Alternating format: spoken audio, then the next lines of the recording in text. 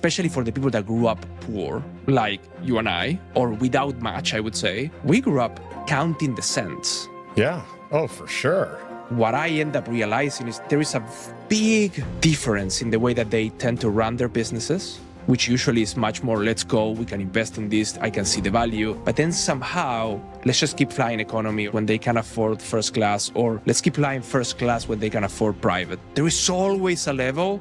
And maybe I would just encourage the audience to think about what is that level that you are right now stuck in not valuing yourself, whatever that is. It can be going to the cheap restaurant when you, in fact, can't really afford a more expensive one. Many people say like, well, I fly economy because I don't see the difference, because it's not really worth it. I'm like, yes, it is. And then I can prove why it is worth it.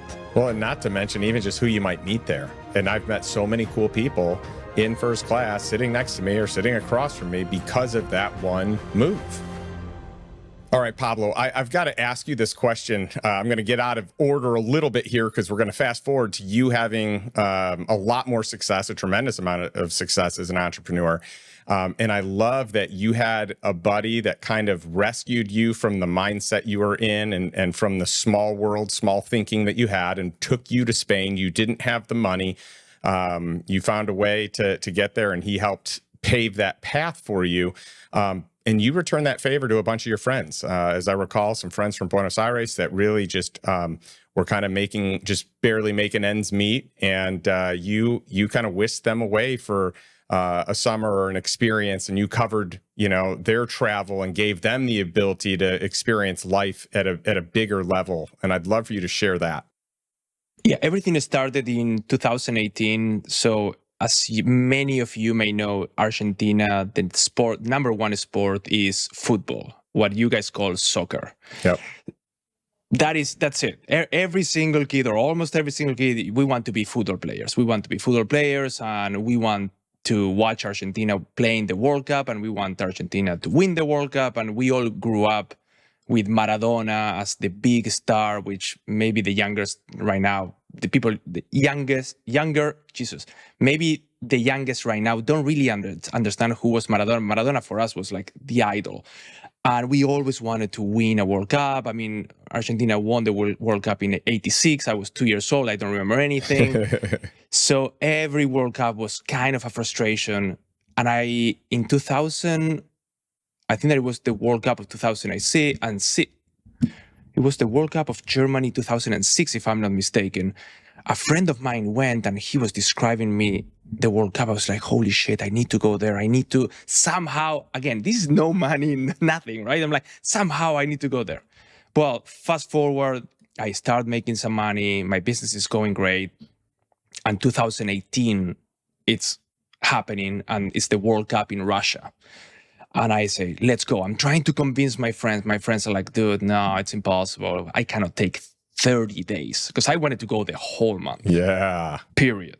I wanted to have the whole experience. That's you to a T, Pablo. You want it all. You are all in, and, yes. And you don't want any shortcuts. You want the full experience. So I love it. And I love that you're like, for your friends, you're saying, no, we're doing all this.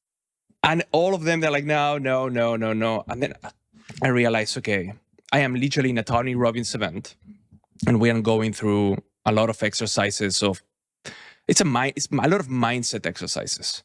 And then I realized, I have the possibility today to lock this experience and to make it happen. The only thing that I need to do is to pay for it. Yeah. So there was my best friend, which is coincidentally, or maybe not, is the same friend, Ezequiel, the same friend that invited me to Spain. I was not doing this like, he invited me to Spain, therefore now I'm going.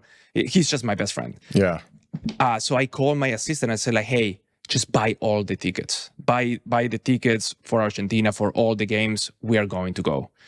And I recorded a video to my friend. I was just walking in Sun Valley, Idaho. It was all snowing, and I'm like, hey, dude, we are going. So I explained in Spanish where that we are going. And then he responds like, I just cannot stop watching this video. That's so cool. So we went there for 30 days. We had the time of our lives. We did not win that World Cup, but we had an incredible time. And in fact, I ended up meeting who today is my wife, the last day of the World Cup. So that was an incredible experience. And then in 2022 in Qatar, I also did the same thing. And that one we won it. So that was an incredible experience. But talking about my friends, because we had that incredible experience in 2018, then Argentina played in 2022, 2021, I can't remember, 2021, I think, in London, in Wembley. We play against Italy. And that's when I spoke with all my friends. I was like, hey guys, I'm taking care of this. Let's go, let's do it. And we had 1 week in London and it was an incredible experience. By the way, I want to share a hack that I implemented that I think that is spectacular. So, usually when we go for lunch, for dinner, we are with friends. What happens is that at some point, maybe the conversation, whatever, gets boring, and then we just have this shit, right? And we just get into the phone, and then we get distracted. So what I said to them is like, guys, one single rule, all the phones facing down, one on top of each other, in the middle of the table. If anyone touches the phone, that person pays the bill. If nobody touches the phone, I pay the bill. That's so good. What a hack. So what do you think that happened? Well, I would imagine they didn't touch the phone and you ended up paying the bill. Nobody touched the phone. And I was so happy to pay the bill. And we had such an incredible experience because it was, we were totally connected all the time. Yep. There was no distractions. Yep. So that is a beautiful hack that still today I am implementing when I am with friends that they can afford it. Of course, it's like, it gets even more feisty because nobody wants to lose. It's not about pain. It's like, we don't want to lose. That's right. Oh, that's awesome. Well, I just love that you're paving the way for your friends to have these experiences they will likely never have themselves. I always talk about, the reason that we make it and we make it big. Not necessarily the reason, but the opportunities we get when we do that, I think should be around friends and family and creating magic moments and epic experiences and doing for them, people that are important in your life, doing for them things that they would never do for themselves, even if they can afford it, but they just can't bring themselves to spend their money that way. I just love that you're helping your friends do that. And that's always a goal and an intention for me. Is same thing, helping create, these amazing experiences and moments with those that we love the most. Well done. Yes, thank you. And coming back to that story of Russia, so my friend, his biggest takeaway, because this was his biggest concern, is like, I need to work, I need to be physically in Buenos Aires. And no, you don't. Trust me, I will teach you how to work online. You're going to be fine. And that whole experience, because we were literally sitting down from the morning until noon, and we were working. And then we went to have fun, to watch the games and so on. And he says that he learned so much seeing how I was working and how I was managing things, and I was helping him a lot. And that was a massive breakthrough where he says, I want to live this kind of life.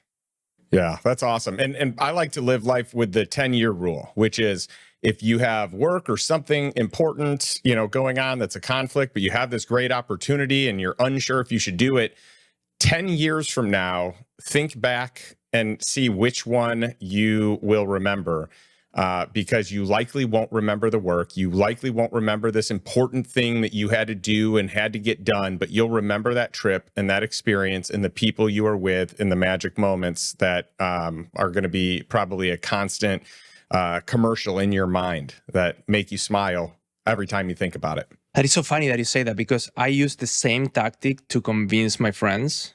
Because I literally say, if you come to this trip, you will, for the rest of your life, remember what we did in June and July 2018. If you don't come, you will never remember what you did. Yeah. In those months. Yep. 100%. Well, I'd love to talk about kind of like your rise to success. You started a company, you started a brand, started selling a health and wellness product online that really became a household name. It became, one of the top brands out there, one of the top supplements. And this is, international. Certainly it's big here, but you've built it into an international brand. And I know you do a ton of business inside the US and via Amazon. But I'd love to talk about, like, how you even got into the space, how you grew it. Because in the beginning, it wasn't booming, but you eventually became like the, number one resource in the category or several categories you're in. Well, you're making me blush, and I think that you're giving me too much credit, to be honest with you. But okay, thank you. I take it. So, I think that I need to go back a little bit, because I think that everything started with me collecting football t-shirts. So this is Argentinian sports teams, football t-shirts, and then realizing that if I bought those in bulk, I could resell them and make some money. All this is at the same time that I have my office job, university, commuting, and all that shit, right? Yeah, you're busy. But I realized, I can make some money here. Because I really wanted to make money, and we can get into the psychology of what that was the case, because that is also important. But so I started in early e-commerce, very, very early e-commerce, because I said, where do I sell this? I sell them in what is called Mercado Libre or De Remate, which is two websites, kind of like eBay in South America and Argentina. Okay. And people were like, what are you doing? Just selling things like what? Online? What is that type of thing? This is, I would say, 2003, 2004, 5. This is very early, very early. And that's when now I understand, but because I done that for 10 years, and this is like a side hustle. I never understood what a side hustle was. For me, it was like, I don't know, I do this. I do this thing at the same time that I'm doing other things. And that's when I learned how to negotiate, how to source products, how the supply chain works, how should I position my pictures better than the competition? What about the pricing? How do I put the best things in the title to attract the most amount of traffic, to attract those clicks? So I became I had a very good knowledge of how to sell online. That's great. Well, and differentiation as well, like at the highest level, not just differentiated product, but differentiated processes, right? I mean, this is fantastic. The only challenge with that is that I had to go and deliver the products myself. So we had to go and meet in a McDonald's or in a public plaza so I don't get killed. And I exchange the t-shirt for cash. And then eventually I go to the post office with the packages. And this is like, I think that in 10 years, maybe I sold 800 products, right? Like but this, I never hand-delivered, never considered that this was my job or that this was a business. Yeah. This is also a very interesting thing, because in Argentina, maybe now, yes, but back in the day, the whole thing of entrepreneur didn't really exist. Yeah. If you're running a business, a successful business in Argentina, most likely you're doing dodgy things with the government. Yeah. Well, and I mean, globally, I hear this from my friends from, tons of different countries, that entrepreneur was not a thing. And those that were, there's almost like, there's no pride in it. Like, it's almost like frowned upon, or like your peers may look poorly on that, or that you're taking advantage of people. Like in the US, it is a badge of honor to say, I'm an entrepreneur. I founded a company. I co-founded a company. But I think those of us, listening here in the US, we forget, or we don't even know in the first place that this isn't a thing in a lot of countries. And it's just not a cultural norm, and it's not a cultural win. Yeah, I think that that's because there's a lot of corruption with governments, and that's the only way to really make it to the top, is you need to somehow make those kind of agreements. Yep. So coming back to your question, when I moved to the US in 2014, I just couldn't believe Amazon.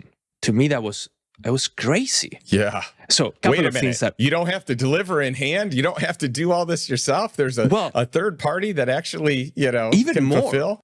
Even more than that. So I couldn't believe that I can buy something and in 2 days it arrives. And listen to this.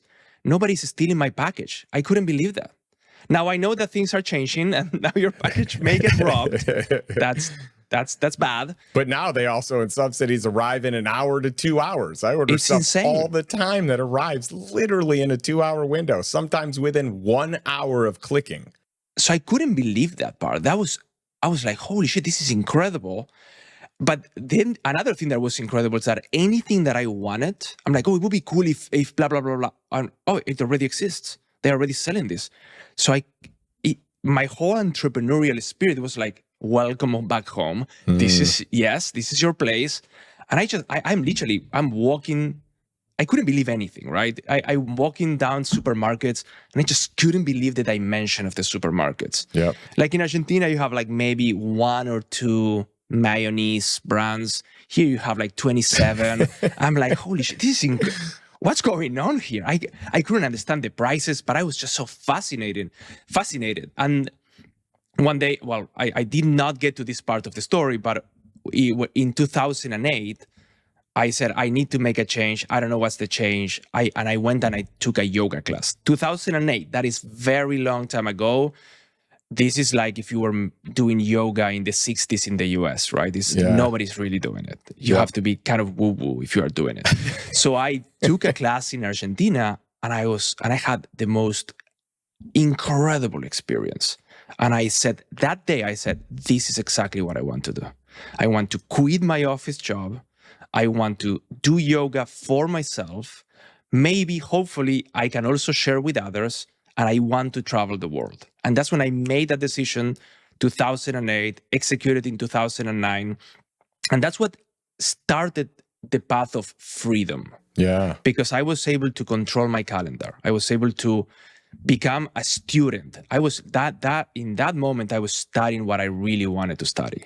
And that to me was fascinating. Yeah, this was a defining moment for you. And I remember talking about this with you last year in Florida, where this was your true breakthrough, number one, on time freedom, number two, on pursuing what you're most excited about in that moment. So today it's not yoga, but it was yoga and having the opportunity to like teach things, yoga, and then like other things that you wanted to teach, like all together. I think you ran like a course or a seminar or like a weekend event, and you kind of sold it out, and that's how you made your first money. So it's like this led you on your lifestyle investor journey, and I just love it.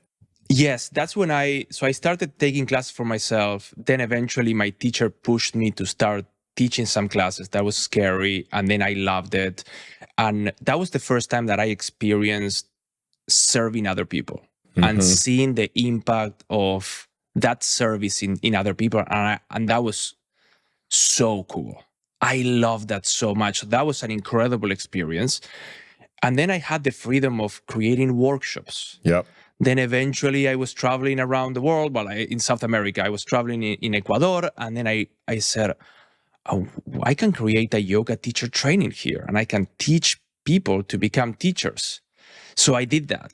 And I started doing a lot of expressions of my entrepreneurial spirit, even before moving to the US. But again, without really thinking that I was doing anything entrepreneurial, because that was not in the vocabulary in Argentina. Yeah. Well, and you were just kind of muscling your way through. I remember it was kind of like, well, I need to make this much money, so I need this many people. And before I can do the next thing, we've got to fill this class, and I need this person to come help me, except I don't have the money to pay them. So we need this many more people, and then we can do it the way I think we want to do it, right?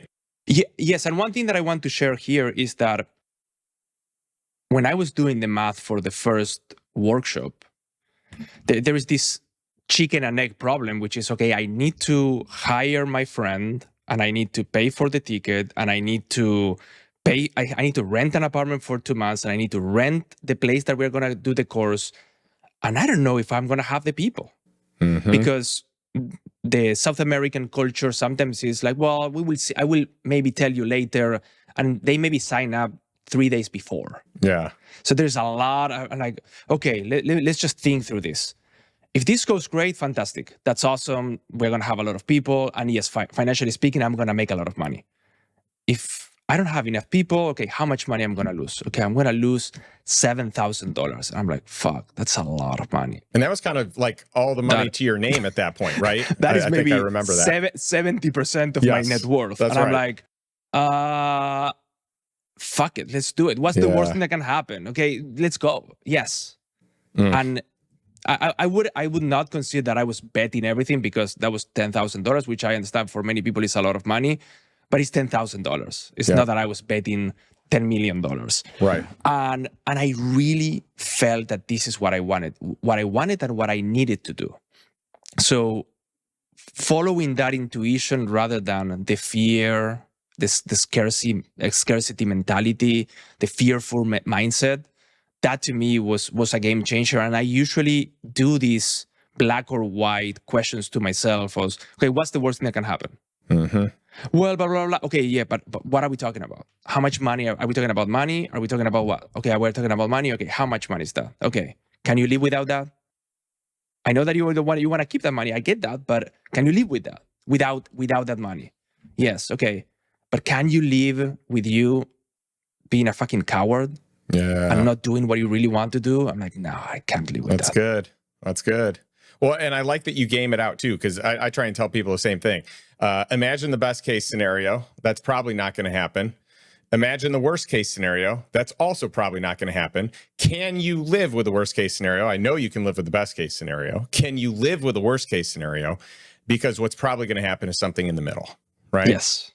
I love that. And so I think that's true entrepreneurial DNA right there, where it's like, you know what? Roll the dice. Let's go. I could lose everything, but that's all right.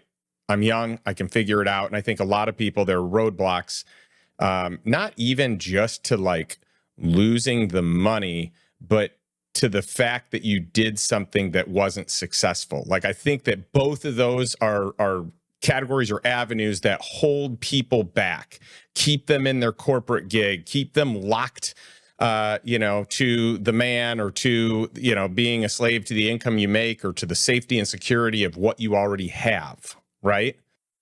That is a very good point. And when I decided to quit my job, you have to imagine nobody was quitting any job. And I had a good job, let's call it. It's good. You were in a good position because you had a job. And I quit my job to start studying yoga. Oh my goodness. And people were... They thought you were crazy. He just went nuts. we lost Pablo. That's it. And I always remember saying to myself, this, and again, I love the people in that job, right? But I'm like, this shitty job is going to be here always for me. Yep.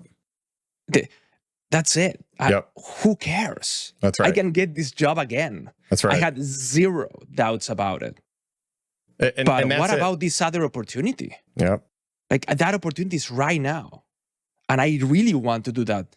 Then what am I going to allow the fear of this job that I don't want anymore? What? No. Yeah. And my father always said, this is one of the biggest lessons that my father taught me, is you already have the no. Meaning, what's the worst thing that can happen? That you get a yes. Okay. Yeah. Meaning, you're already there. Pablo, that idea that you have right now about your yoga thing, that's a no right now. Mm-hmm. It doesn't exist. So what's the worst thing that can happen? That you do it and it's a no? Okay, you already had the no. No problem. But maybe you get a yes. What a great lesson. And, I just, there's so much to unpack here, but I think if we can just get to the point. So I love what your dad said. It's a no by default, right? So let's try and get the yes.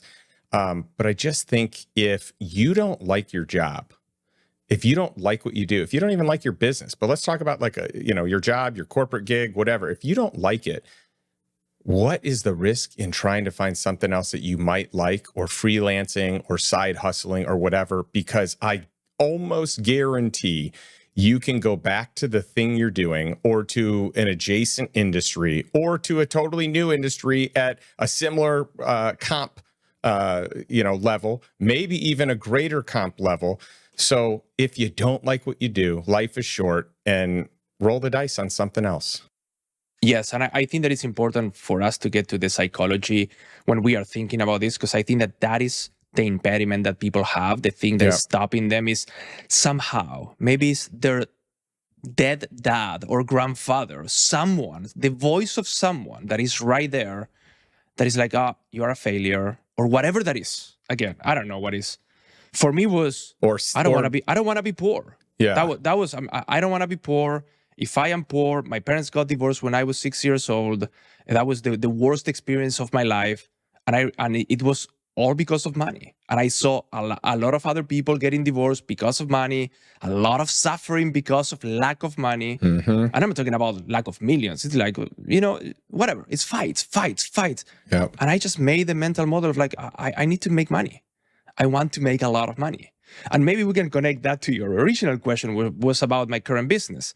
So in 2015, I am in Ecuador and I am teaching a yoga teacher training. And I received an email that said, an email from this website called udemy.com, which is like a university online thing. And it says, oh, you can make some money with this. And it's like, do you want to make an extra $2,000 a month, sell products on Amazon? I'm like, dude, I would definitely love $2,000 a month more. Yes. Sign me up. Yeah. That would make so much difference. So what I did is I went inside and I realized that this is just courses made by other people. Okay. So I bought not one course, I bought 10 courses. Wow. I bought all the courses because I didn't know what was going to be good or bad. And Yep. it was a discount. So I paid $10 per course. I'm like, okay, I'm investing $100. $100, a lot of money for me right now, but fuck it, let's do it. Yep. So I buy it, and I just consumed, in the next month, I consumed all of them. And I think that I had a very good sense, maybe because of my previous experience in e-commerce in Argentina, selling t-shirts online. I realized, okay, this is garbage. No, I disagree with this. Oh my gosh, this is very good. So I created like my own mix of the things that to me were very valuable. And it all came down to, okay, if this is true, this is massive. Now think about this, right? There is a lot of people in the US that put a beautiful suit and they sell you everything. And I'm like, in Argentina, we are very skeptical about everything. So I'm like, I don't know about this guy. I don't know. So I said, okay, if this is true, this is massive. If this is not true, I'm going to lose $5,000.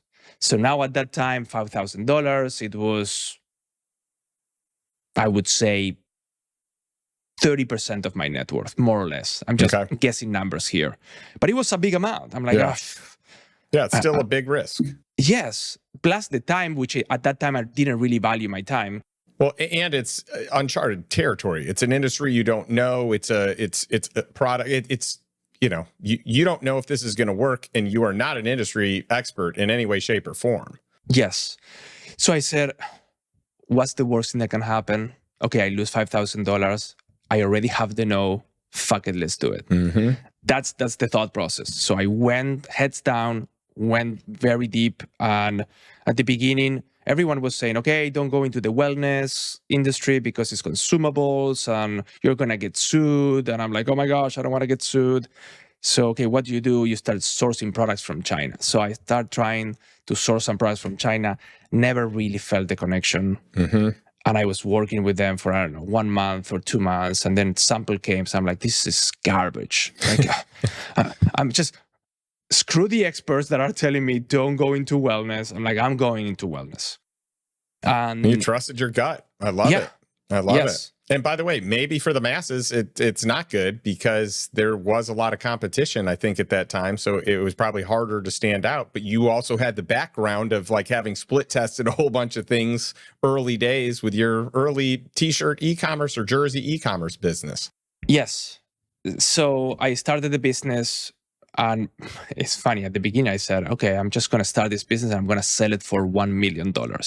That was the biggest that I could think of. Like, let's say whatever I had, $30,000 or $40,000 in the bank. And I'm like, okay, $1 million. Because whatever number you have, you add 2 more and it looks like very, very much. It looks like a lot. Yeah. Well, and it's funny how arbitrary sometimes the numbers we come up with are. It's like, well, this would be the greatest thing ever. This is my ceiling, let me just throw it out there. It reminds me of, like, I don't know if you ever saw the original Austin Powers where, they're going back and forth and they're like, this would cost you $1 million. Nice. And they're like, well, actually, because of inflation, that it's $1 million is not worth much. Nowadays, unfortunately not, which the people that don't have it and are listening to this, like, fuck these 2 guys. It would make a lot for me today. I'm like, yeah, for sure. Yeah, for sure. But can you quit your job and do nothing for the rest of your life? Or can you just live an a life of service without really, well, $1 million is not going to really take, unless you really want to keep living a $20,000 life and you become a great investor. That's a whole different topic that we can get into if you want. So and I said, we should. We definitely should. Yes, let's do it. So I just to wrap up with the story, I started the business. I started learning in February 2015. I think that I launched my first product in June or July 2015. So that is 10 years and a half from today, which is crazy to think about. And I was just refreshing on the app, like, did I sell something? Is this real? Is going to happen? And I just couldn't. And the results started coming, and it was unbelievable. And I realized, holy shit, this is incredible. So in the first half a year, we did $500,000 in revenue. Wow. And it was just me, and I hired one friend in the last month of the year.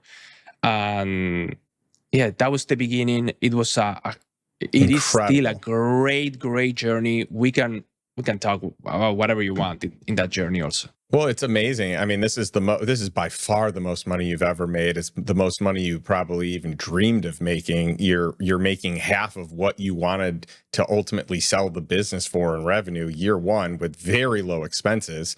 And then I know the rest of the story because I know how you were growing and scaling, and we can talk ad nauseum, I suppose, in as much detail as you want on this. But I think what you did to scale this brand is nothing short of extraordinary. And I'd love for people to hear and learn what you did, because you took it to another stratosphere, like a whole nother universe.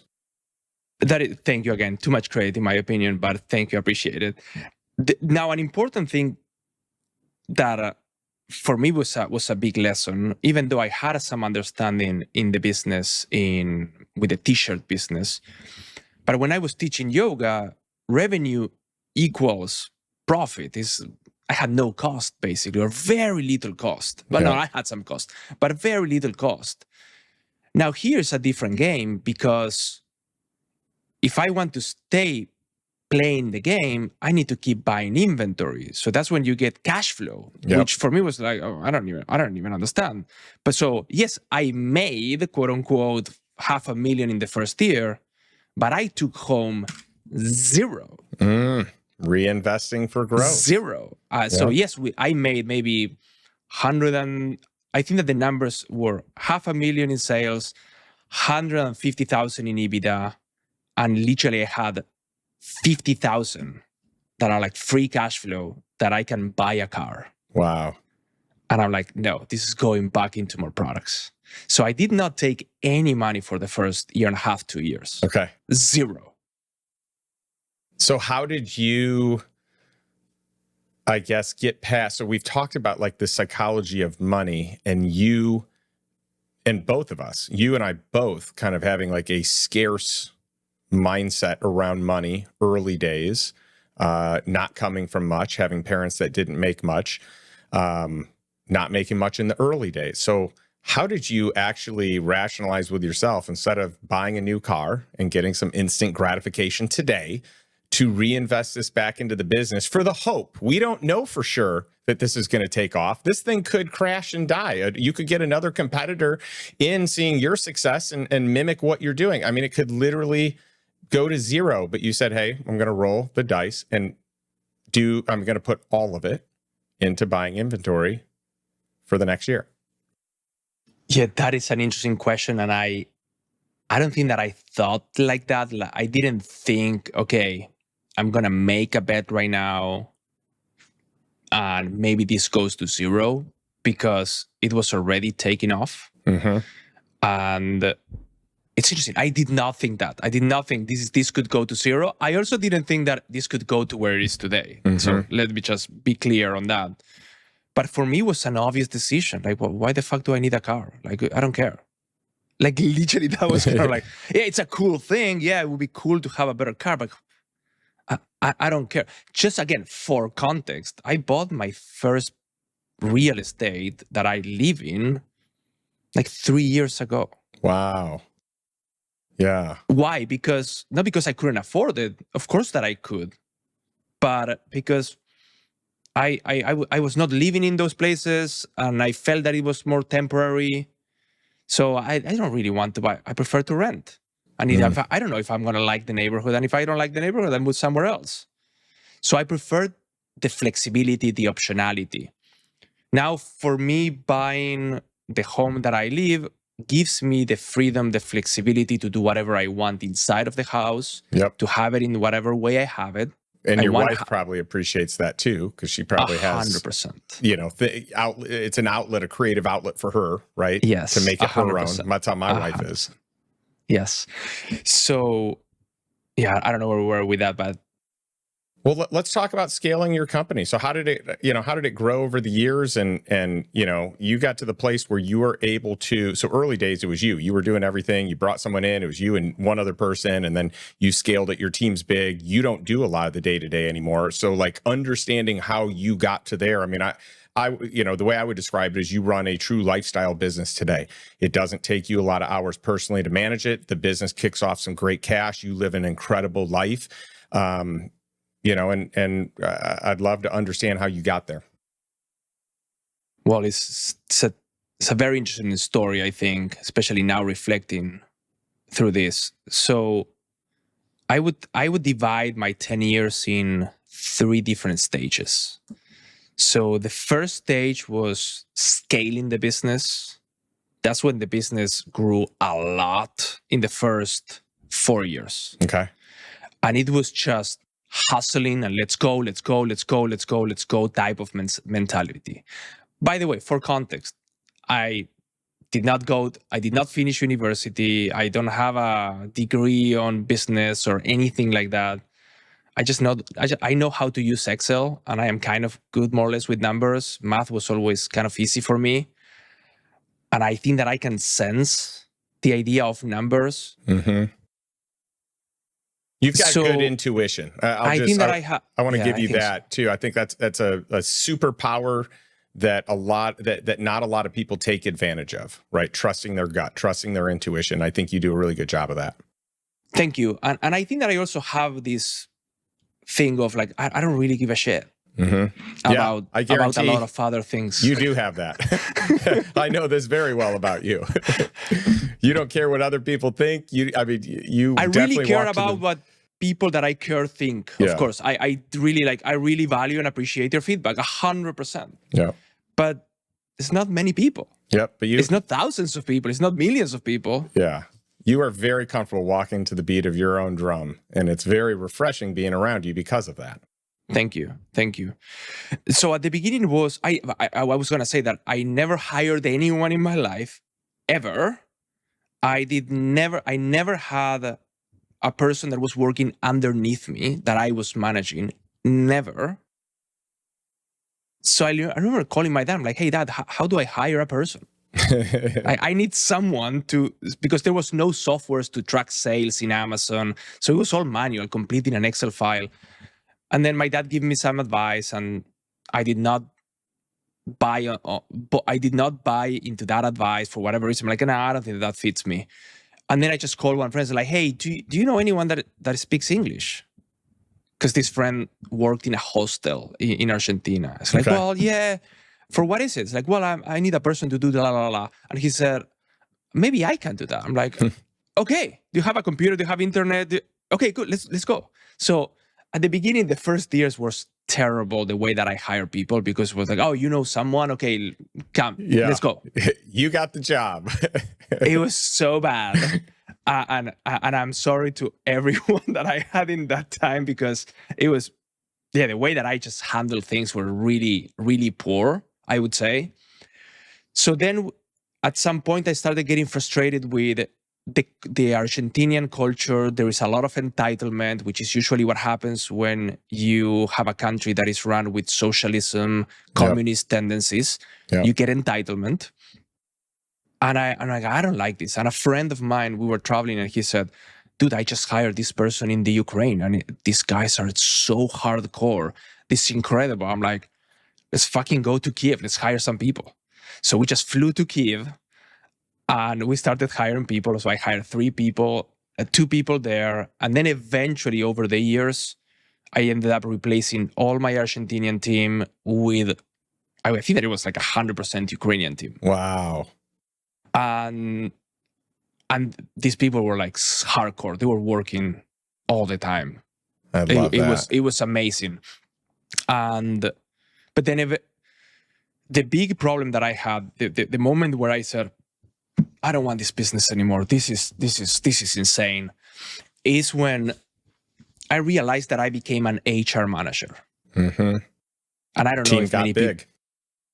Team got big, like whatever, 20 people. It's not like a humongous team like other people that have hundreds of people, but it was so draining because I loved sales and trying to connect here and how do we make this product more successful, and now all of a sudden I have to attend to meetings about HR and bullshit. I'm like, well, I hate this. But I remember my wife telling me, I know that you are in meetings all day long, but what do you do? And I couldn't really answer. We're supposed to have meetings, right? Isn't that what business people do? They just have meetings. All my friends that have companies, they have business meetings. But for me, it was like, I don't know, but I'm sure that we're doing something important. I'm like, oh no, this is bad. So I went from entrepreneurial, meaning let's go, to manager. Mm-hmm. And many people that are like us, we tend to say that we are terrible managers. Yeah. And I agree. I don't want to be a manager. I want to be a leader. Yeah. Because I don't want to have to manage anyone. I don't want to work with someone that I have to manage. Like, this is an adult. This person can think on their own, and that's what I want. I want freedom for myself. The only way that I can achieve freedom is if the other person is free. Yep. If the other person is not free and is under my management, then I am also a slave. Well, you nailed it, right? The difference between micromanaging a business and macromanaging a business. You know, one model is you hire people that are dependent, and you provide, that dependency relationship, or you hire people that are independent, that are world beaters, that go and they figure it out, and you don't have to manage them because they have a very high, they initiate, they've got a high achievement drive, they want to perform, and they're solution oriented. Big difference between the two models. Yes. But I would also put the caveat here that even with the greatest people, if we don't behave like leaders, and when I say leaders, I mean, I want to be able to paint the vision and the direction. And I want to make sure that at the beginning you understand what I'm saying, because it takes some time to understand, and I want to understand how you work. But eventually, soon, in the next couple of months, I want that you are free. Yeah. And the way that I say it is, you need to understand my vision, and then you need to be able to set up the strategy of, meaning, how do we get there? You need to execute on your strategy, and therefore you need to own your results, the results that you are generating. The biggest problem that I have made, and I have seen a lot of people make, is that people are visionaries, or they want to be visionaries, but they are still approving the strategy. And what I say is, if I am approving the strategy, that strategy is mine. Yeah. I need to let the person approve the strategy of how do we get to that vision. Yeah. But own the vision. Well, I need to own the vision. Yeah. I am the visionary. Yep. And then, so if someone says, hey, we want to take the products and start whatever, selling in Hong Kong because whatever, and then we want to do makeup in Korea because whatever, I'm like, no, that's not the vision that I have for this company. Yep. Yeah, that's good. So phase 1, scale. What were phase 2 and 3? 2 is HR manager. Or the worst moment, the worst time in my life. You wanted to sell, you wanted to be done. This was draining you, not filling you up. So this is the moment that I had the most amount of money in my life, the least amount of time freedom. Wow. And the least amount of happiness and satisfaction in my life. That's crazy. How do you square that paradox? Oh, it's tough. I mean, you regressed, right? In your mind, it was like I went backwards. Money went forwards, and freedom, lifestyle, flexibility, enjoyment, fulfillment, passion went backwards. And now I'm realizing those are more important than the money. I am literally sitting down and I'm looking back in my life. I'm thinking the happiest moment in my life is not today. It's when I had almost nothing and I was teaching yoga and I was backpacking in South America, backpacking in Europe, hitchhiking in Asia. That was the happiest, and I had no money. Mm-hmm. I'm like, and then that's when I started thinking like, what the heck is going on here? Okay, stop everything. Let's pause. What's happening here? And that's when I had to start. Well, I went through a lot of pain in that moment, which again is crazy because money is coming in, but I still need to attend to these meetings, or I feel that I need to attend to this meeting. That's if good not, catch. Good distinction. I feel like I need to be in these meetings. 100%. I don't think that nothing would have happened if I said, guys, no, you take care of this or whatever. And that's when I started thinking like, well, maybe I just need to sell my business, because now if I sell my business, I can make a lot of money. Mm-hmm. And maybe if I make a lot of money, maybe then I will be happy. Which the fallacy, it's the trap so many people fall into. I'll be happy when. Yes. And by the way, it is a lot of money, right? So it's a very good excuse. Yep. And it's a real number, and it's like, holy shit, I can do that, make all this money, tens of millions of dollars, like money forever. Like that's it. That's literally it. I don't need to do anything else in my life that I have to do. I get to choose what I want to do. And I get rid of this burden. That sounds like a very good deal. So I went through that path, and then the universe basically said like, nope, you need to figure this out. You need to figure out. I'm not going to get into the details of exactly what happened. Nothing really happened in the sense of like, I didn't end up selling the business. The whole market went in collapse, let's say. This is like 2022 and so on. So I said, okay, we need to figure this thing out. So I had a conversation with my team, open book. I said, guys, I think that I am done with this. And I think that somebody else deserves to own this business, but the market is tough. And now the business went down for the first year in history. So I want to turn the ship around, and I want that you guys make also a lot of money if we are able to sell the business. So we had that conversation, and they said, okay, I mean, it was a lot of money. And then eventually they turned the ship around. I was able to work out some mental models for them to become owners. Okay. And I mean owners, not from like, oh, we own part of the company, but we own the strategy, the execution, and the results. And that leads to certain bonuses that are extremely, extremely good for them. So that was when I started. This is the last 3 years where I started moving away from manager to owner. Yeah. Which is where I am today. Again, it's 3 years. It's a lot of fucking work. I don't want to make it simple. It's a lot of work. I just summarize so many frustrations of 10 years, right? But these last 3 years have been the best because it really helped me to grow so much as an owner, as a person, as a human, and allowed them to also become leaders. Yeah. Oh, so many great lessons in here. And I remember when you were talking, we talked pretty openly about you selling your business and what you would make and what you would do and how things would change. And quite frankly, I don't think things were going to change that much for you anyway, because you were already doing well. You were already bringing in great income every year. So it's not like you needed an exit, and you're also a great investor, which we can talk about here today too, where you're not just spending everything, you're investing a ton of it. So even if you sold the business, I don't think your life changes much, if any. And so it's neat seeing that the timing didn't work out. The market said no. You were able to kind of reestablish the business. From my understanding, you've been able to grow it, maybe even grow the margins, but more importantly, reduce the amount of time that you are spending in it. So it is a lot more like clockwork, revenue coming in, profit at the end of the day, reinvesting what you need to, investing on the side for you, but with a lot less work, a lot less headache, a lot less HR and putting out fires and all that, and really developing leaders.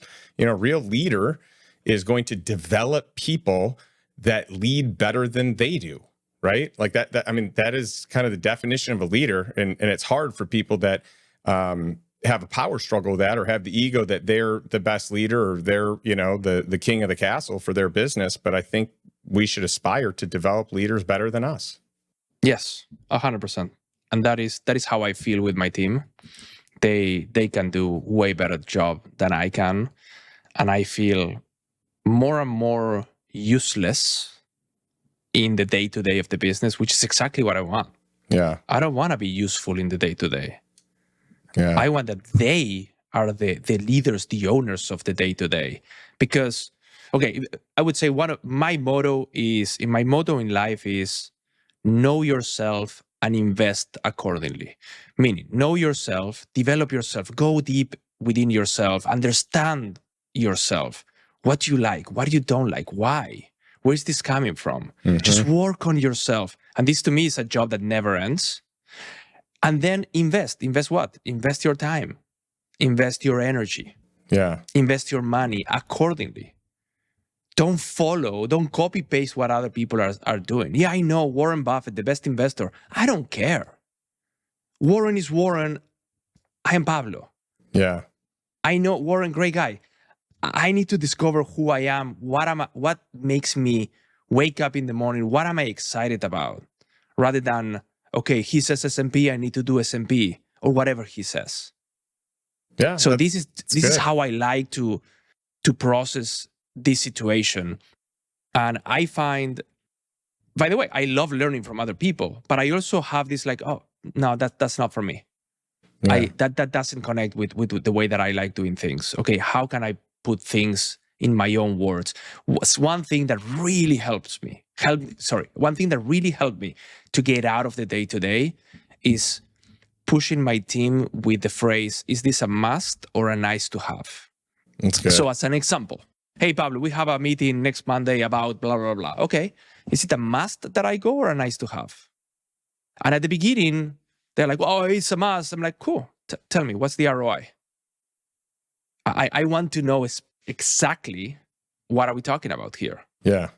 Because if you can say, look, this is the ROI is $1 million because, and here's the math, I'm like, I'm gonna be there. But if you are just operating out of custom, and this is the way that we've been doing it forever. So that phrase really helped us challenge a lot of recurring meetings that we used to have, or ways of doing things the way that we used to do it, just because that's the way that we used to do it. And we were able to trim so much fat by understanding that the nice to have, out. But what if maybe one day, let's focus on the musts.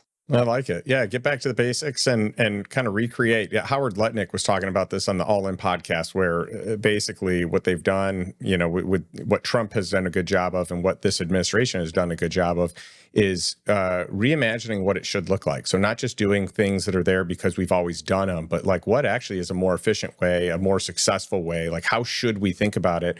And they've kind of flipped things on their head. And it's been very fruitful on a lot of levels. And I think that I think that's very valuable to do in your business, especially at different levels. As you scale, there are certain things you do at a certain level. And then, if you continue those processes, they just don't work at the greater level. So as you scale, you need to, retool the systems, retool those SOPs. And I love that you're doing that. And I also want to talk, because early days, something that I think really helped you get liftoff. You were in an early mastermind and you were around other people. I met a bunch of your friends from there and we've become friends, and I bought a bunch of their products. I always love supporting friends. Anyone who writes a book, I buy their book. Anyone who has a product, I buy them. Like, I just want to, support all my friends in that are entrepreneurs and authors and creators. But I think it would be powerful to share what that community did for you in terms of like confidence or vision or accountability or just winning together. Because there's a handful of you that all became very successful. All of your businesses blew up in a positive way, like took off. Yes. So let me see, where do I go? So let's just connect back to the story that in 2015, I started my business, I get these courses. And then in 2016, I moved to Uruguay. I leave USA, moved to Uruguay. And I was part of a community, Amazon sellers, whatever. And I remember posting, you could post screenshots of your sales and then you get badges, like gamification of the system. I'm like, oh, that's cool. So I had a month, I think that it was April 2016. We did $500,000 in revenue in April. So I grabbed this, posted the screenshot, and then I received an email from the founder of it's called amazing.com. I'm not promoting anyone, I'm just telling you what it is, right? Amazing.com, this is the place where they threw the biggest Amazon conferences, and they were the only people in town doing this. I received an email from him saying like, hey, congrats on the success. Would you like to come and speak in the conference? Oh, that's awesome. And I am like, man, these guys are fucked because they don't even know me. Like, and they are offering me this. Do you want to do a presentation? I'm like, I don't really want to do a presentation, but I am cool if we just sit down and chat. Yeah. I'm game for that. And he said, but I'm in Uruguay. Can you pay the tickets and the hotel? And it's like, let me check. It's like, yeah, we can do that. I'm like, okay, fuck it, let's go. So keep in mind, I've never been to a conference in my life. This is great. This is 20. I love that, like, you just had a month that was the size or greater than what you had your very first year. And like, I love that there's so much here that's so new to you, and you don't even recognize how much of an outlier and an anomaly you are. Like, you're like, oh, go speak at an event. Like, I just love the naivety that exists here. And I just can only imagine the room when you actually showed up and they saw who Pablo was. So I get into the room, and for context, so I learned to speak English in Argentina growing up, but the English level was, the teaching was so bad. It was British English. And we learned from a cassette, and the cassette had horrible sound. It was really bad. So when I get to the US, I don't understand anything. So I started watching all the episodes of Friends, Seinfeld, Shark Tank. Awesome. I started learning about business, watching Shark Tank, always with subtitles, going back and forth to understand what they're. I'm like, 5% of your business? What do you mean 5%? How does that work? All these things are so new, and I was learning so much. Anyhow, this guy invited me, and I'm like, oh, fuck it, let's go. Whatever. What's the worst thing that can happen? Nothing. Let's go. So I go there. I am one of the first people to go on a stage in the interview. And it seems that the interview was very good, right? And after the interview, we do a break. This is 5,000 people. In this conference, it's a lot of people. So I go to the bathroom. Wow. I just get mobbed. Everyone is just asking me questions. I'm like, okay, whatever. Like, I'm thinking like, I am also hustling here in terms of I have a business. I am not an expert on anything. And all these people asking me questions. Okay. And then a couple of friends, one of them, came to me and said like, hey, we have a mastermind. That was awesome. We have a mastermind. We're going to have dinner. And this was, by the way, in Austin, Texas. So do you want to join us? I'm like, okay. And again, skeptic mindset. I'm like, these people, are they going to try to sell me something? I don't want to buy anything. So I go there and I meet all these other sellers. And I was like blown away, the energy. Everyone wanted to do things. What are you doing with your business like this? What about this? What about this? What about that? I was like, holy shit, this is what awesome. I want. Yeah. This is my people. I love this. So then in that event, in the last day, I think one guy was selling a mastermind in Cabo. And the mastermind, the ticket was $10,000. So you have to remember, I'm flying economy. I am starting to not to look too much at the prices in the menus. Yeah. I am starting to be like, what do I really want rather than what's the cheapest thing? Oh, what a great distinction. What a great like moment in time, because I feel like so many of us can relate to that. Either we're still in that space where we're looking, this one's cheaper, I'll buy that, or we remember the time where we upgraded our software, right? Which we're going to talk about that here today too. So that's when I met a couple of friends, and that's when sorry, to go back to that event, I said, $10,000, shit, that is a lot of money. Is it gonna be worth it? Not gonna be worth it? Blah blah blah. So keep in mind, right? The year before, I started my business with $5,000. So fast forward year and something, I am paying $10,000 to go to an event in Cabo. Never been to Mexico before. I'm like, okay, let's buy it quickly before I regret this. Okay, let's go, done. And then I go to that mastermind, and I just couldn't believe what I was seeing, because it was this guy that wanted that we, the sellers, share all the amazing things that we know about the business, for him to then go and regurgitate and sell this, package this and sell it to other people. And I said, fuck this. Let's just create our own mastermind. And that's when I created our own mastermind with the people that you know. And that mastermind, it had one premise, which was the only way to be here in this room is to provide value to each other. Yeah. There is nobody here is making money. Nobody here is charging. We are literally renting a place, splitting all the costs. That's it. Yep. So if you don't share, if you don't provide value, you are not going to be part of the mastermind. You're going to be voted off the island. People thought that I was joking. Oh man! Until they don't met know me. you then, not yet, because I know you vote people off the island. And that was such a game changer. Yeah. Not only for me, but also for the other people that you know, because that was the place where we had our own forum, right? Our own YPO forum or Tiger forum, but we were all in the same kind of business. Yeah. And we were all seeing what everyone was doing. So we were renting a place, like a mansion in Las Vegas, to say something.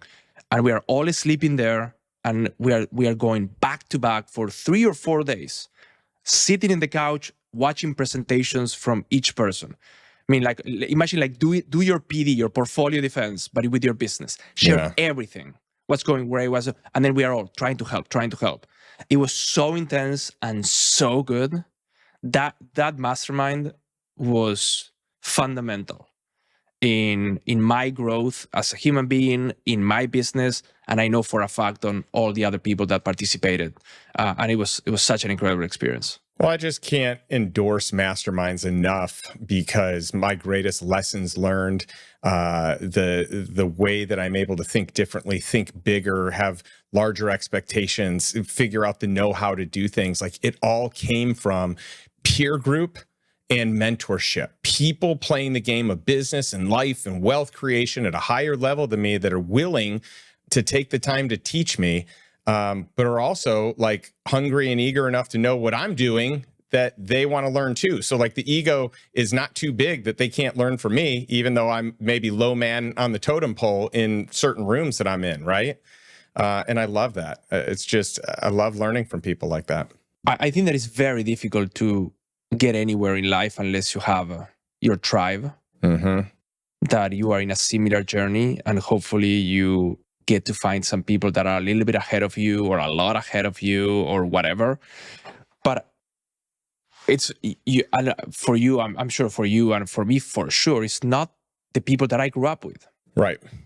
Generally, it's not. Generally, I think, sometimes you're lucky enough that those people kind of grow with you, and maybe you get into entrepreneurial stuff or investment stuff together, and you grow together at the same time. I think it's rare. I think generally, as you get exposed to people like Tony Robbins, you and I both, experience some time there, and the growth mentality that you get, and the desire to play the game at a higher level, you really have to find those other people that also want to do that. You need to find the people you can grow with, the people that will challenge you, the people you can challenge, the people that get you out of your comfort zone, that are not afraid to say things to you that you need to hear, right? They're friends, not fans. people that have distinctions that are rare, that, most people looking at your business, they don't have those, but these people do, and they're willing to speak into it. So I do think you have to chase those relationships. I mean, for me, I had to chase some of these people down. Like, I wasn't in their ecosystem. They didn't know who I was. Like, I had to establish who I was and add value and show up consistently, to the point that in some of these groups, they were willing to accept me into their group, right? But I pursued them because I knew I needed them to take my business, my game, my wealth to the next level. So let me ask you a question on that. What is the mindset? Because I guess that most people are going to give up in the middle or not even pursue it. So what was your mindset around it that made you follow through and make it happen? Well, I just have always had this desire to figure it out, whatever it is, like whatever the thing is. It may be a sport, it might be school, it might be business. I get this insatiable desire to solve and to figure it out and to win or to succeed, whatever it is. And I just want to be around people that are also in that space, that can help me, that can partner with me, that can teach me. And it's not for the external look. Like, I don't actually care if you think I'm successful or they think I'm successful. I care that I think I'm successful. I care that there's a pride for me to be able to figure it out, to scale. The company's broken here. We can't get past this. We're at a ceiling. We're at an inflection point.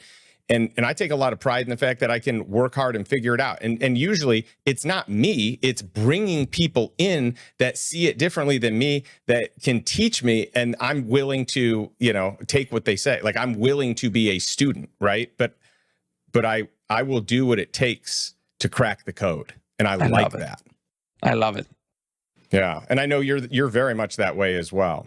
All right, Pablo, I'm really excited.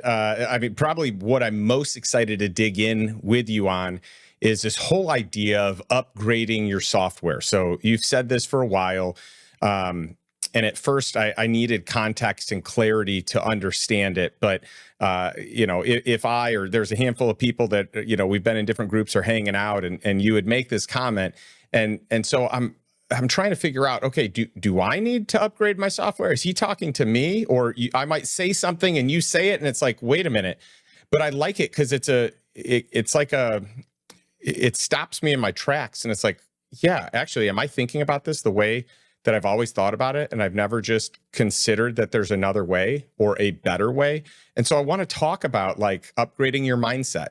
When you say upgrade your software, it's like upgrade your mindset, figure out, grow a better growth mindset, right? Let's dig into this. Yeah, it's definitely, we are talking about mindset. The reason why I like saying upgrade your software is because I would guess that 100% of your audience, 100%, they are upgrading some kind of software in their lives. Their computer, their cell phone, something is getting upgraded.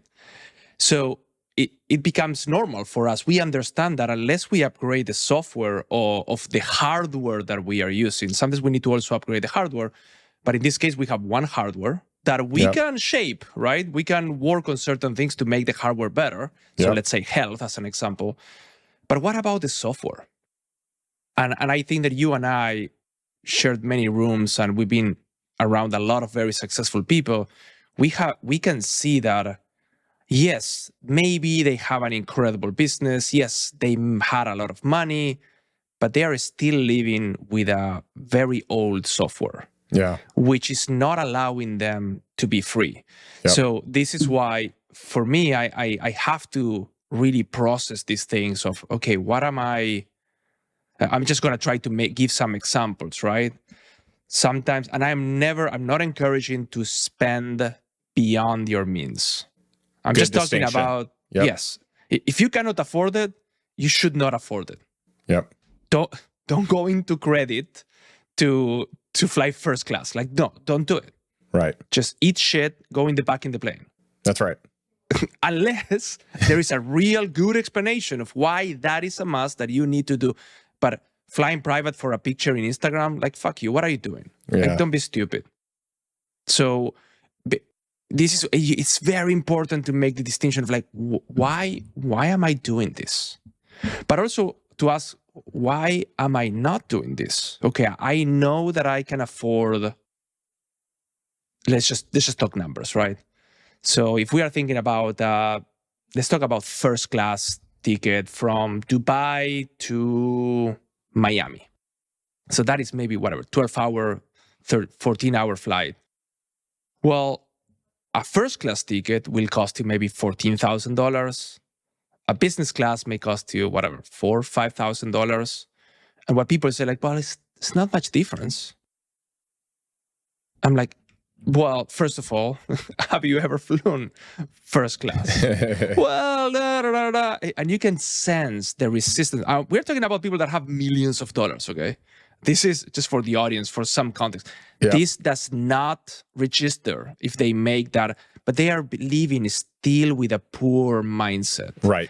Somehow, they are not allowing themselves to step in to their new place, so therefore they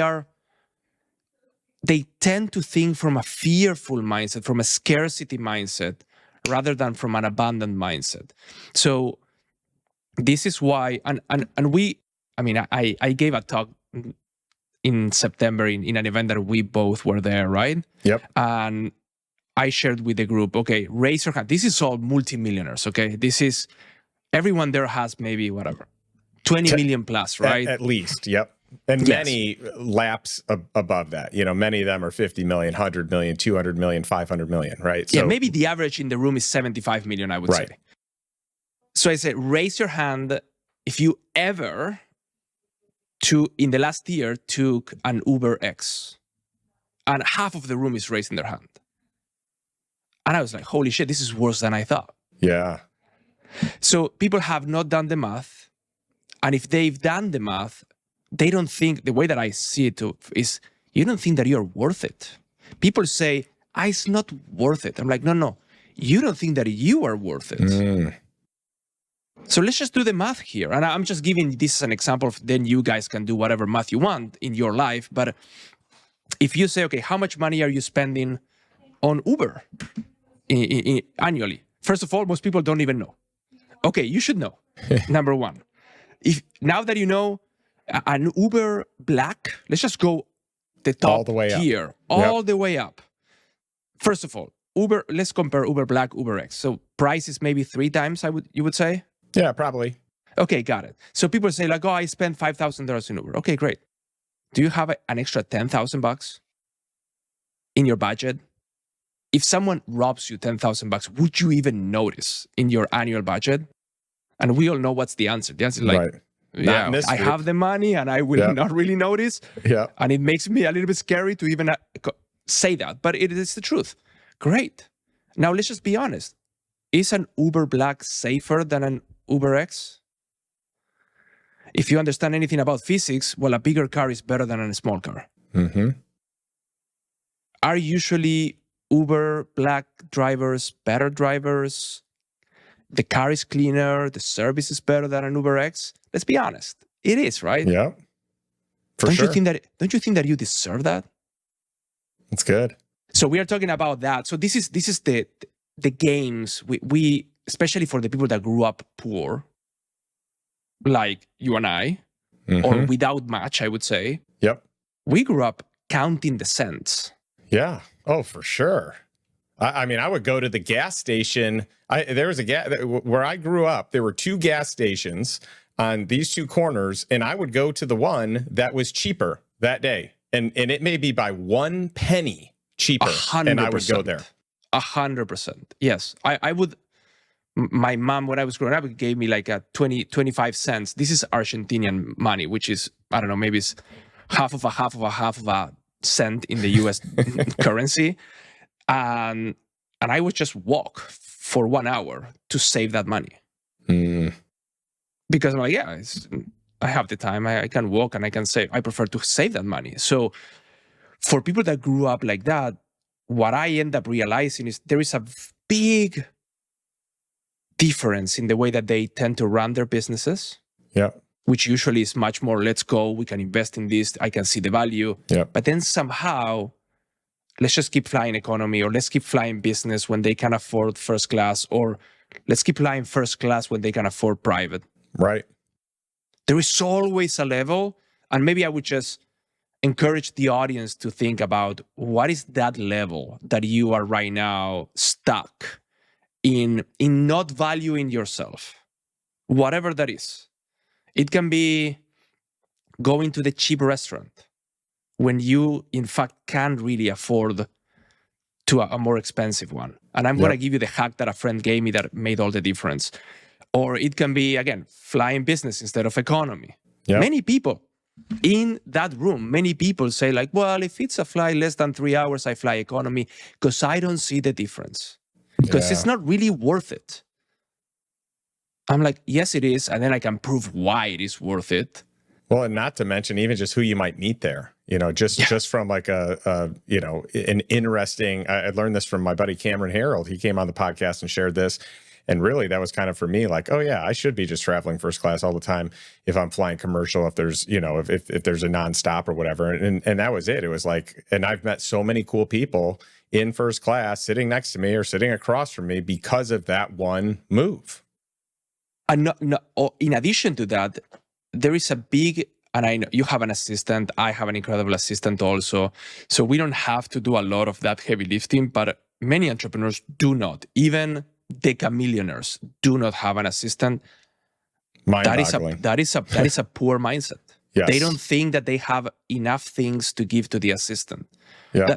That means that they don't have nothing really going on in their lives. Like what's going on? Not valuing their time for what it's worth. That's for darn sure. Because the last thing I want to do is spend my time booking flights or entering info or booking hotels or whatever. There's just more important things.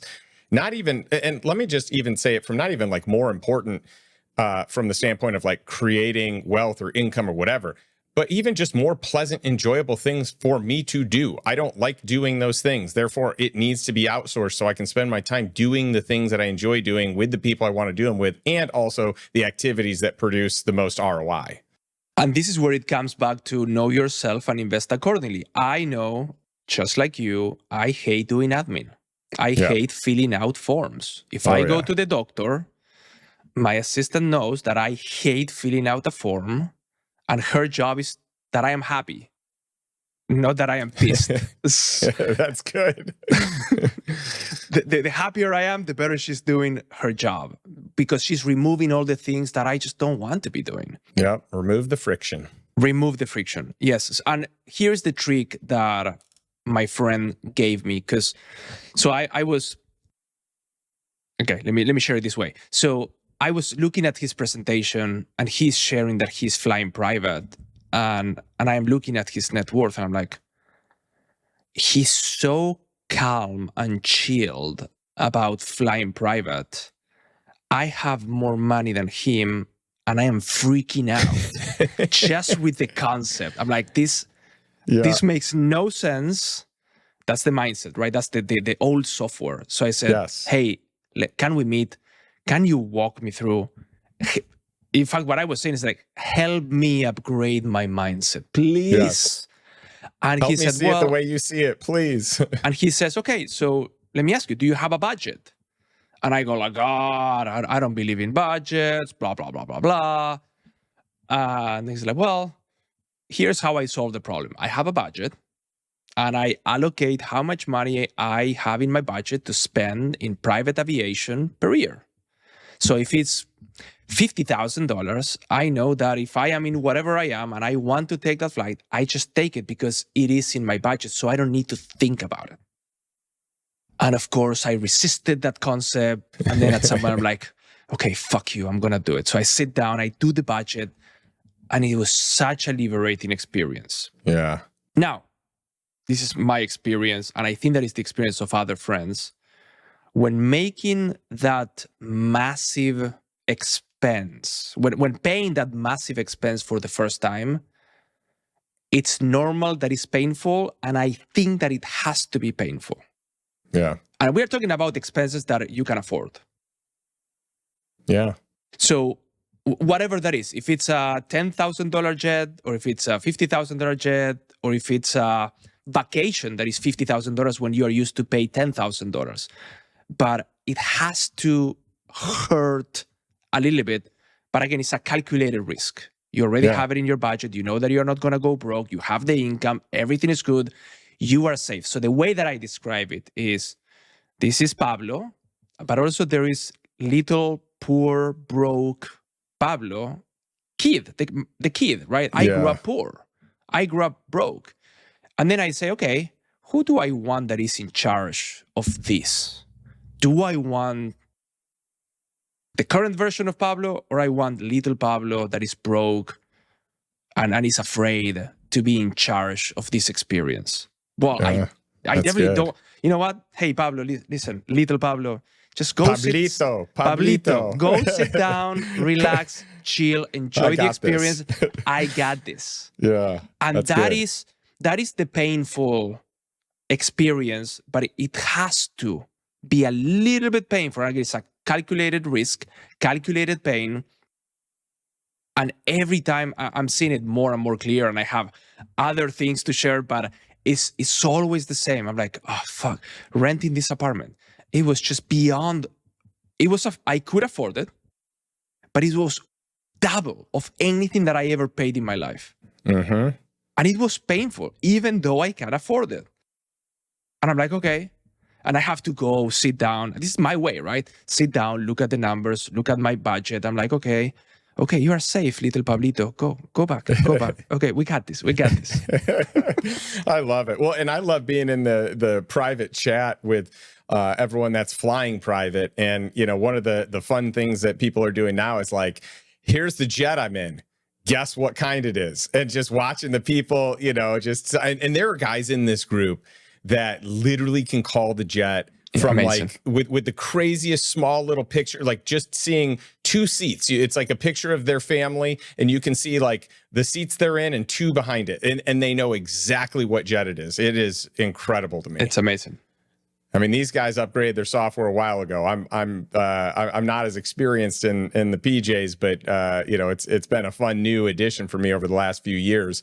And I can't call them the way that these guys call them. I mean, they can call the model, they can call the size. I mean, it's pretty impressive.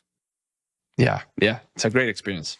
All right, that was awesome. I love learning about upgrading your software, and I'm going to continue to ask these questions because I love that you challenged me in that same way, and I think it's great. I need people in my life that will challenge me and will get me out of my small thinking, you know, the little Justin thinking from when he didn't have as much money. So I like it. Do you relate to that? Oh yeah, 100%. I mean, and it's like different levels where it's like, you know, I can remember the moment I was like, quit looking at prices on the menu. I remember the moment where it was like, don't look at the prices of wine, right? Like sometimes I like a nice bottle of wine. It's like, well, just pick the one that I actually want to drink. You know, I remember, you know, just not worrying about the price of an Uber Black, an Uber X, or whatever. I remember, you know, the time of like booking tickets.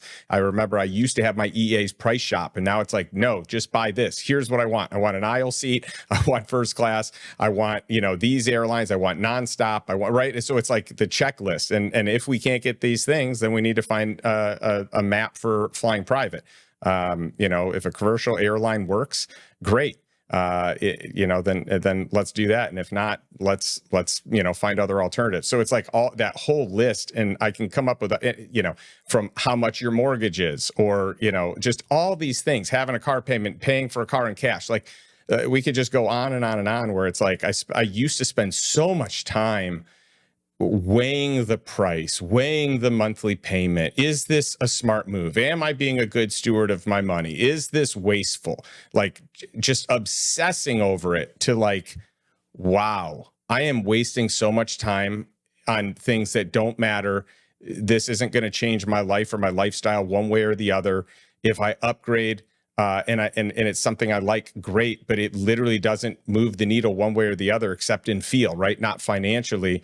And me spending energy, like the energy I spend on it, the time I spend on it, even the back and forth with my EA, it's just not worth it, right? So it's like, how do we systematize things just to happen so that we can take less time, make better quality decisions, operate in a lifestyle equivalent of where we want to be? And it's a game changer. It really is. I have a phrase, and I started saying this phrase in these masterminds, Amazon masterminds at the beginning, like several years ago. We enter in these mansions, and I've never been in mansions before, right? But in the US, there's these humongous houses, just everything is big in the US, right? Yep. So I go to these mansions, and I was like, and I coined that phrase back then. I don't know why, and I keep saying it. Like, this is exactly what we deserve. And every time that I enter in something that is magnificent, I'm like, this is exactly what we deserve. This is exactly, and it's also a way of brainwashing me, brainwashing myself in, the poor mindset. It's like, no, this is, do you see, Pablito? This is what we deserve. This is exactly what we deserve. Let's go. We are fine. By the way, right. I don't know if you want to put this in the pod or not, but I wanted to ask you, do you know how many hours do you fly per year? I don't, but I should probably calculate that out. I think I have, I think I saw a spreadsheet from my EA that has, cause we shared a family calendar. So all my travel is shared with my wife. So I think we have 42 flights booked. 42. Yeah. And this is you alone, or this is also with your wife? Both. Okay. So I think that it would be interesting. How many hours you are flying private nowadays, or last year? And for me, I often have friends that will take me. So anytime that's the case, I do it. That I pay. Yes. Today, it's probably only if there's not a nonstop. Okay. If I can get there commercially, and there's, and generally I'll sit first class or business class. If I get there commercially, I often will do that. Unless I got a bunch of buddies going in on it, and then we'll do that. I would encourage you to take a look, like a rational look, on how many hours do you fly solo? How many hours are you flying with your family? Because usually, mentally speaking, it's easier to start with the family. Yep. Then making the jump to solo, for whatever reason, is more difficult, even though it should be the easiest. Because it should be, but you can see that it's more, in theory, or you could justify that it's more wasteful, right? Yes, but I would encourage you to just take just rational numbers, and maybe not this year. Just look at last year. Okay, yeah. If we flew with the family 20 hours, okay, or 40 hours, if we have done that all in private? How much money? So private, for simplicity, just multiply it by 8,000. Yeah. It can be 7, it can be 6, it can be 10. But just do $8,000 per hour, and just look if that number would make any difference in your budget last year. Yep. Most likely it would not. And I would encourage you, if that's what the result that you end up getting, I would just encourage you just to give it a shot for 1 year. I like it. Allocate for 1 year. And then, in 2027, you can say, Pablo, you're an idiot. It was so stupid. I had such a horrible experience flying private. And you know what? I'm going back to commercial. But I strongly encourage you just to do at least the exercise. Yeah, no, that's good. And by the way, to everyone listening, like, this is what I love about Pablo. You will push, and you will challenge me to critically think and get out of my lane, and, help me again upgrade my software. So I love this, and I'm always open to it. Which is great. And I'm open to it on the show. Like, I actually love people hearing this and learning this. Okay. And, they see you working on me, and I think it's great. That's awesome. That's so good. Now, we have to talk about this before we're done, because you and I, we've riffed on this a ton. This whole idea of inflation being like, hey, let's throw a softball out there. Let's just call inflation this thing, this nice word, and make it good, and have a number, this 2% that we need to hit. That's good for people. It's good to be at 2%, but we're at 2.7, or we're at whatever. But we've softened the word inflation to be acceptable. It doesn't trigger you, in any way for most people. But really, what is it? It's debasement. It's devaluation, right? It is actually taking what you have and making it worth less if you're sitting in cash, right? I mean, the opposite is true. If as monetary supply expands, so do asset values. And that's why it makes sense to own assets, right? Own businesses, own real estate, own things that can appreciate at the same, really at the same timing and equivalency as what the monetary supply expands at. So I'd love to hear your thoughts on this. And I love that you've got a great background on this. Like, something that's interesting to me is, U.S. politics better than most of the people living in America. You weren't born here. I'm always blown away at how much you know.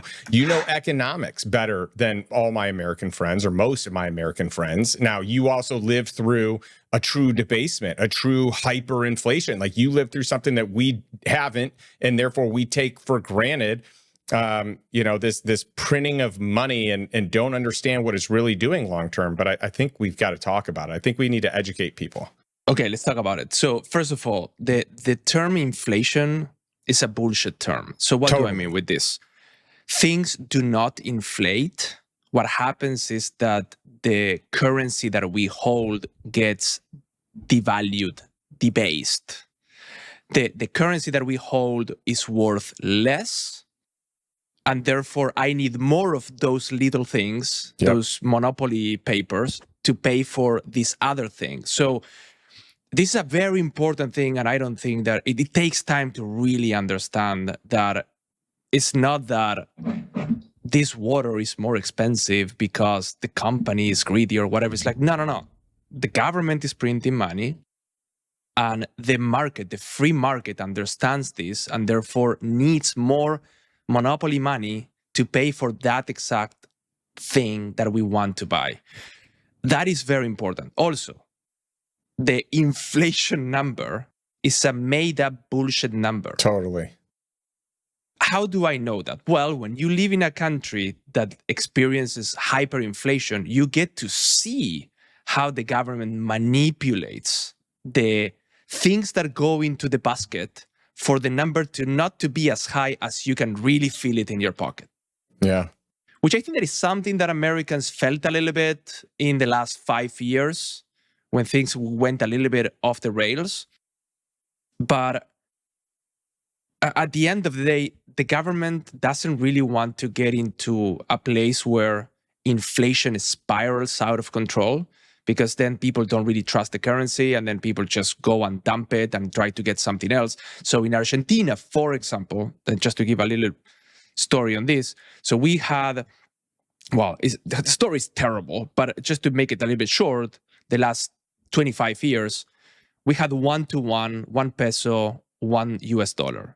In 2001, 10 days after I finished high school, the government collapses. We have 5 presidents, and the government says, well, the 1-to-1, no more 1-to-1. Now it's going to be 3-to-1. Therefore, 66% of the wealth got stolen, meaning, you Gone. had 100. In that moment. Yeah, stolen in that moment. Sorry, but it's not gone. It's stolen. Thank you. These people are fucking crooks, right? Yes. Stolen. They stole. So let me explain what that means. Because if most Americans are here, they will not understand this.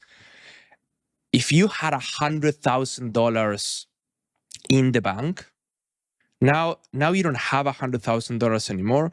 Now you have 100,000 pesos, which, by the way, you cannot touch yet because things are tough. So you cannot get access to your money. And if you somehow are able to get access, you can only buy $33,000. Wow.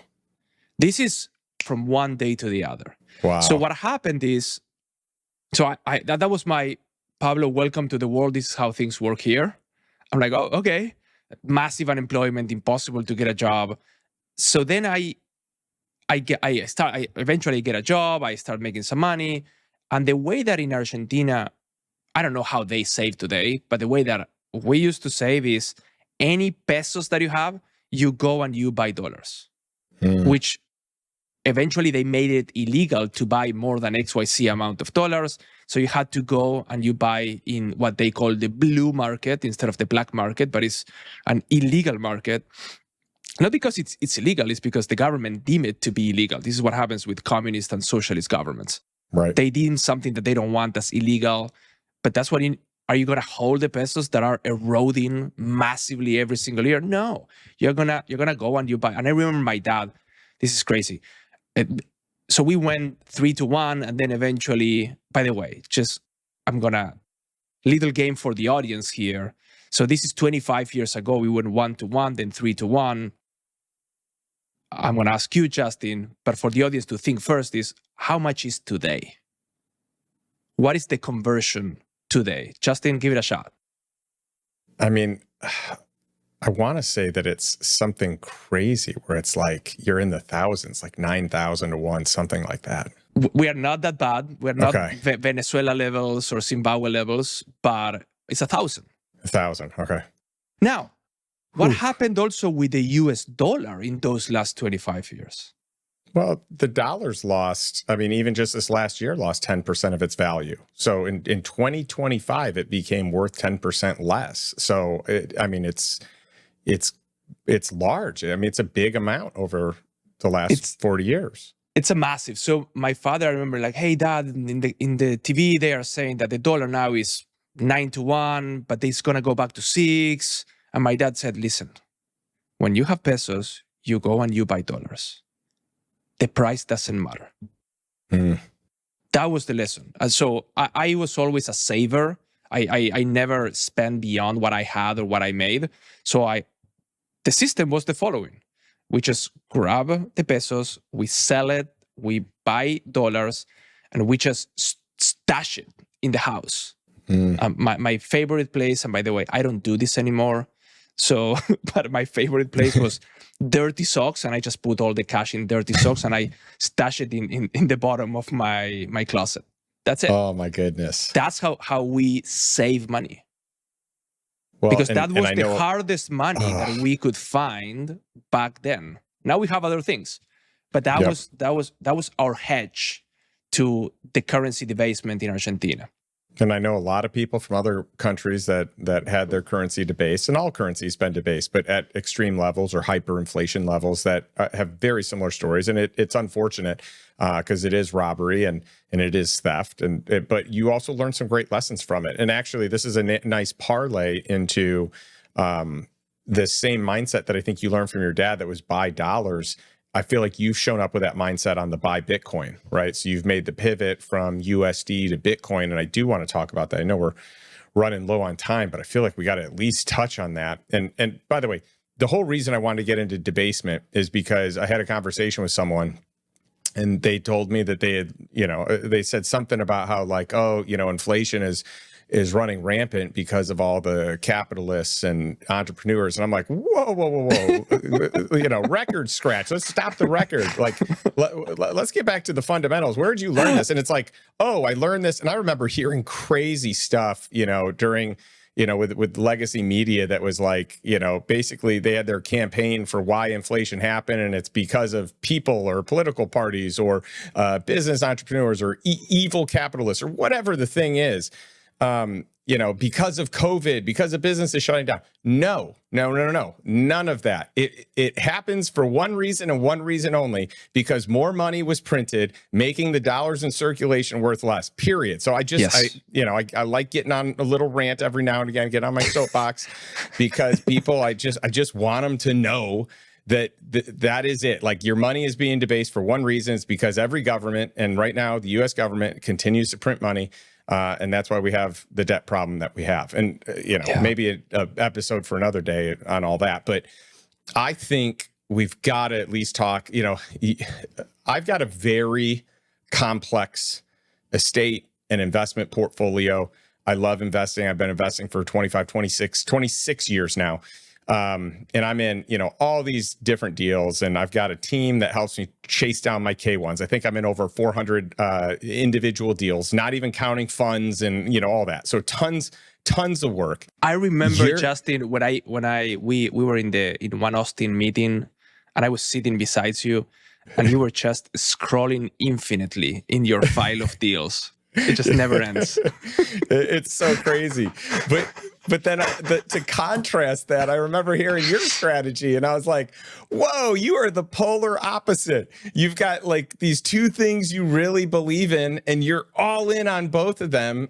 But I also think how beautiful, how simple is life. And your two things are Bitcoin and Tesla. And maybe there's a few other things, but those are your two main things. And I know you've got a significant amount of your investable assets in those two in those two specific assets. And I'd love to just talk about, quickly why each, why Bitcoin, why Tesla. I'm in, we're in a Bitcoin chat group and we're in a Tesla chat group. And so I know exactly why, but and I love being part of it. And I love learning all this stuff. I would love to hear your thoughts. Yeah. So first of all, I don't have any Bitcoin in my house, so don't come to my house because I'm going to shoot you. Period. That's good. That's number one. Okay. That's good. So be careful. Never store any Bitcoin in your house. Don't be an idiot. Just keep it somewhere else. I don't know. Just one thing for the whole community to listen. Now, I gotta say, because I think this is important. When I was in my business, starting to make money, 2015, 16, and so on, I realized, okay, now I'm making money. What do I do with this money? Yep. And I self-labeled I label myself as I am a business person, I am an entrepreneur, I know how to make money, I don't know how to preserve money. I had this bullshit mindset. So therefore, I'm just going to hire someone that is better at this than me. Okay, who is that? Well, you have bankers in Switzerland and this and this and that. Oh, wow, they look very smart. So their offices are very good. Wow. They definitely went to university. I didn't. They definitely have a better haircut than I do. Okay, I'm sure that they are smart. I'm just going to give all my hard-earned money to these people. I'm sure that they're going to do a great job because I need to focus on my business, and here is where. So that was my belief. 2020, I'm just going to tell the story because I think that is a very good mistake. So I'm speaking with this banker and my banker, and I said, hey, I don't know, the market is weird. This is end of 2019. I just learned about stop losses, okay? So I'm like, I'm going to want to put a stop loss because if the market goes down, at least I get covered. And I said, put a stop loss on everything 10% down the price that we are today. And he's like, okay. So then, as we know, March 2020 hits, the whole market goes down. That's right. And I was the smartest person in the room for about 10 days because I am sitting in cash. And here is my stupid thinking, okay? I was like, well, let me check at the last two recessions. Okay, yeah, it went down, S&P went down 50%. I'm just going to wait until 50%. So as we know, market went down 35%, I think. I'm sitting in cash and then all of a sudden, market starts skyrocketing and I am sitting in my hands with all cash. And I'm like, what the fuck just happened here? Yeah, and then tough. I said to myself, all right, I figured out a lot of things in my life. I can definitely figure out this one. And that's when I went deep to understand what was going on. And I just go back to the principle of know yourself and invest accordingly. Yeah. So I realized that I've been very successful playing very long games. Mm-hmm. Long games meaning I want to move out of Argentina. I have no idea how. I want to start selling these t-shirts online. I want to quit my job and do yoga. This is a long game. Yep. This is not, maybe tomorrow is going to be, this is a very long game. I want to travel the world. That is a big undertaking. That's right. And I've been always successful when I do that. When I do short term, terrible. That never works for me. So going in that journey of understanding myself, what worked for myself, what didn't work for myself. And I also realized I have enough money here. Definitely I want more. Of course, yeah, I want this to keep multiplying. But what I don't want is to lose my sleep. And I realized that for myself, having money invested in things that I don't understand makes me lose my sleep. I don't like it. I don't want it. I hate it. So what are the things that I understand? And that's how I started exploring. And eventually this led to Tesla and Bitcoin. And those are two big investments, of course. But I personally like to have things very simple. Yeah. Even though these two investments are very complex investments with a lot of moving parts. That's true. But for some reason, I'm like, I know that they are the best investments for me. Yeah. Well, and because of that, your portfolio is very simple. And I think for those that don't understand Bitcoin, Michael Saylor says it best. And, you and I both have geeked out on Michael Saylor and Jack Mallers, two of the brightest people, Andreas Antonopoulos. I mean, those are probably the three people that have influenced me the most from a consumption standpoint, right? But Michael Saylor always says, invest 1,000 hours into learning Bitcoin and you will be a believer. And, and it is so true. The more you dig in, the more you learn, the more you understand it, it becomes glaringly obvious. Yes. And for me, the way that I understood Bitcoin originally was like, oh, Bitcoin is what the US dollar was for me when I was 20 years old. That is the hard money that I am trying to save because the government is eroding the value of the currency that I am holding. Oh, this is the same, but for the US dollar. Okay, I want this. Yeah. Yes. Well, and I think most people don't have the vantage point that you have. If you grew up in the US, your money has slowly debased. It hasn't. Yes. You haven't experienced hyperinflation. So we take for granted this, this fiat sovereign currency, and we don't recognize what a lot of other people do that have gone through it and that have lived it, that have lived, truly being locked out of their bank account, having bank runs, not being able to access your money, having your money be devalued overnight. I mean, the list goes on and on. So I think from that standpoint, like you've got a greater understanding than my friends here in America, most Americans. But what I don't want people to miss is that our money is also still being debased. It's just so slow over such a long period of time that we may not recognize it. But think back to what a Happy Meal costs versus today. Think back to what cars cost.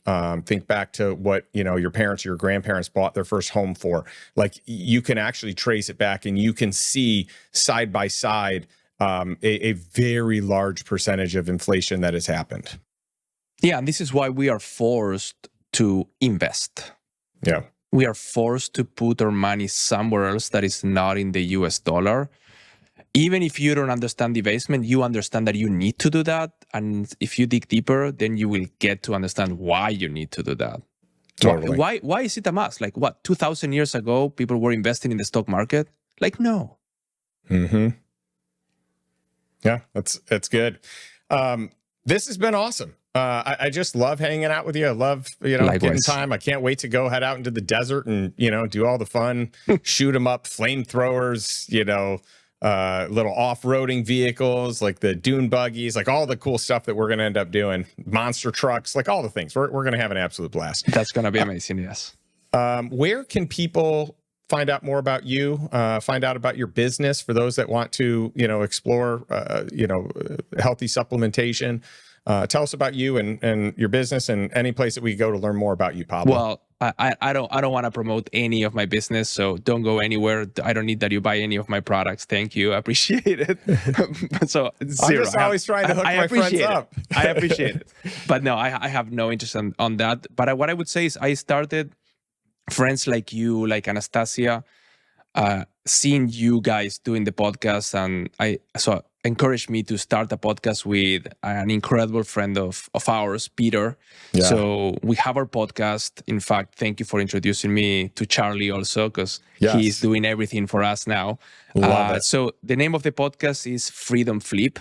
And this is a conversation between two friends. We meet every week and we just shoot the shit and we just talk about things that are extremely interesting to us. I don't think that we speak about topics that are like what happened yesterday with Trump or anything like that. We speak about life. Mm-hmm. And we really want to go to dig deep. And what we tend to do, this is why we call it Freedom Flip, is because we tend to flip the way that we are facing a situation, which allows us to think differently. Because and by digging deep, what we end up doing is we end up finding truth. Truth is what sets us free. So that is one way that you can go on and see. If you guys are liking what you are saying, you can go and check out more there.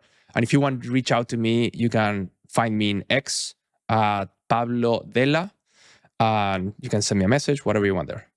Awesome.